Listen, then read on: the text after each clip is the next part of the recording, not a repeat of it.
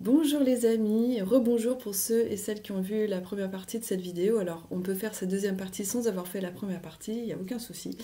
C'est séparé, c'est juste le même thème qui est sur le flou émotionnel. Alors je ne sais pas si c'est votre cas, mais c'est mon cas, c'est quelque chose que j'expérimente très souvent, c'est d'avoir plein de ressentis, mais alors je ne sais absolument pas ce qui se passe à l'intérieur. Il me faut un certain temps d'exploration intérieure pour aller faire le tri. Ok, il y a un petit peu de tristesse, un petit peu de ressentiment, un peu de découragement, voilà, et souvent j'ai un gros cocktail à l'intérieur et le fait de poser tout ça, d'avoir des petits trucs et astuces créatifs pour identifier, faire le tri et alchimiser ce qui se passe à l'intérieur, ben, ça m'aide beaucoup. Alors, je vous partage cette deuxième proposition. Cette fois-ci, c'est plutôt sur une double page où voilà, c'est en fonction du nombre d'images que vous allez choisir.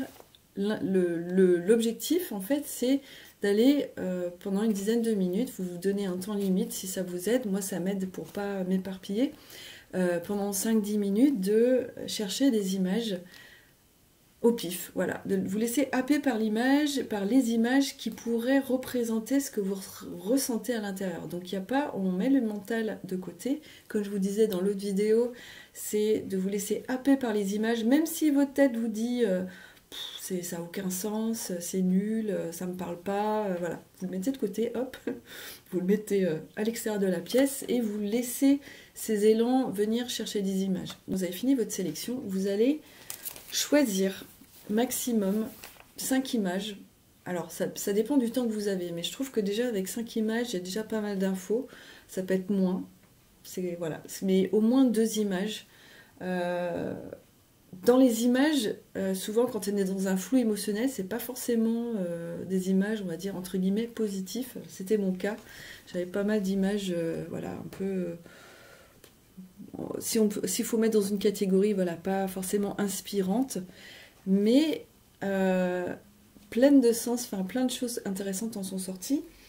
Mais ce qui est important, c'est d'avoir une image finale qui vous inspire, qui vous élève vibratoirement ou qui vous inspire, qui vous amène du bien-être. Donc au moins une image comme ça et les autres, voilà, comme ça vient.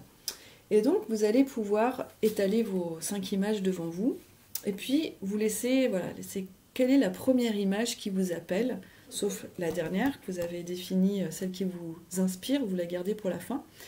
Et une image après l'autre, donc vous commencez par la première image, vous la collez, et puis en spirale autour, vous commencez à faire vos associations d'idées avec cette image. Quand je vois cette image, vous pouvez écrire ça, quand je vois cette image, ça me fait penser à, cette image me fait ressentir, vous pouvez prendre des éléments, par exemple l'expression de cette femme sur cette image m'évoque, donc soit l'image globalement ou des éléments de cette image, d'aller voir quel ressenti ça vous fait, etc. Et de commencer à écrire en spirale autour, en écriture tricotée ou non. Donc dans l'autre vidéo, je parle de l'écriture tricotée, là cette fois-ci, c'était pas en écriture tricotée.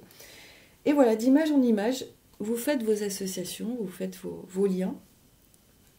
Et pas besoin de rester trop longtemps sur chaque image. Hein. S'il y a juste une phrase, c'est suffisant. Voilà, il ne faut pas rester bloqué sur l'image en vous disant qu'il faut écrire des tartines, il n'y a pas besoin. Juste, voilà, jusqu'à ce que vous ayez, au niveau de votre sensation, tiens, il y a un peu de sens, ou il y a quelque chose, il y a un lien qui se fait, une association qui vous parle. Voilà. Donc vous passez d'image en image jusqu'à l'image finale, où pareil, vous faites vos associations, vous faites vos textes, et puis à la toute fin, vous pouvez relire tout, souligner les mots importants, et puis faire une petite... écrire vos réflexions, vos conclusions, vos liens, et qu'est-ce que vous retenez de cette exploration, pour ensuite faire... ça peut être comme dans l'autre proposition, un petit poème, un petit texte poétique. Il y a plein de manières de boucler pour faire ressortir le message principal. J'aurais pu par exemple écrire en grand le message. J'ai écrit sur un post-it le message principal, et je sais qu'en fin de mois, en général, je récolte tous mes post-it du mois pour faire une synthèse des messages du mois. Voilà ce que j'ai fait. Donc voilà, pour moi, ça m'a beaucoup aidé dans ce flou émotionnel de cette fois-là, d'amener un petit peu de clarté et de recul, changement de perspective, et puis de récolter la pépite derrière tout ça. Voilà les amis, pour aujourd'hui, je vous souhaite un bon mois de décembre. Et puis, je vous dis à bientôt pour une prochaine vidéo. Bye bye!